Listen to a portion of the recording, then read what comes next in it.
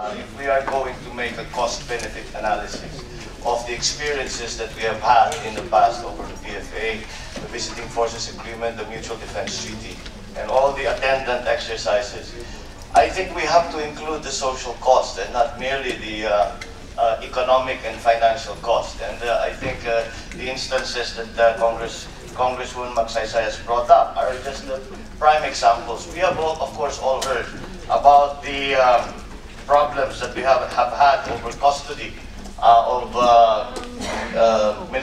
American military who have committed wrongdoing in the country. But I think we have to also focus on such instances as has been raised just now, and further, provisions within the agreement and the treaty have in fact been followed. Because we hear I have many friends who are in the military who tell us of what really goes on in the ground, especially in the South, where we have armed American military men in the middle of the city, walking around displaying arms, where we have no indication as to who is actually in the country. We do not know which personnel have been brought in, which have been brought out, where there are ships that land or that anchor off our coast and cannot be contacted by our own Navy. When they are being hailed, they do not respond. To have a specific question to you, Sec. Adan. There is, as you say here, in operational terms, the Commission coordinates, etc., sends monitoring teams in the activity areas and all that. I presume that whenever such instances are reported, complaints, then they go to the Commission, and then that is when you investigate it. Is that how the Commission works? Your Honor, the Commission gets reports from various sources.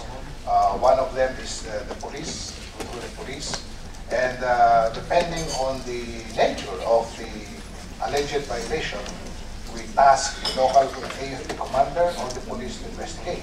Or I send a fact-finding team to do the first-hand investigation. In the case of U.S. military personnel presence in the South,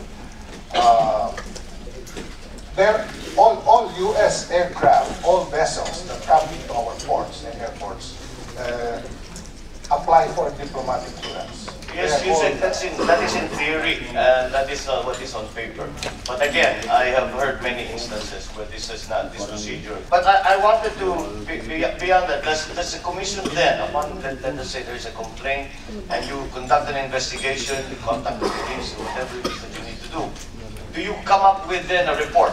Yes, Your Honor, we come up with a report. Could we see some of those reports? Because we would like to see what the kind of work that the Commission, well, also the disposition of the different cases, but the nature of the complaints and what are the prevalent instances that we really need to be attending to. So if we could have those reports and those, just to give us an idea of how the Commission goes about with its work vis-a-vis this kind of complaints, how you dispose of these complaints, and what are the nature, or the general nature of these complaints, so that we have an idea of what we are dealing with when we say that there may be violations in the agreement, and that we have to strengthen perhaps the language of the agreement so these violations no longer occur.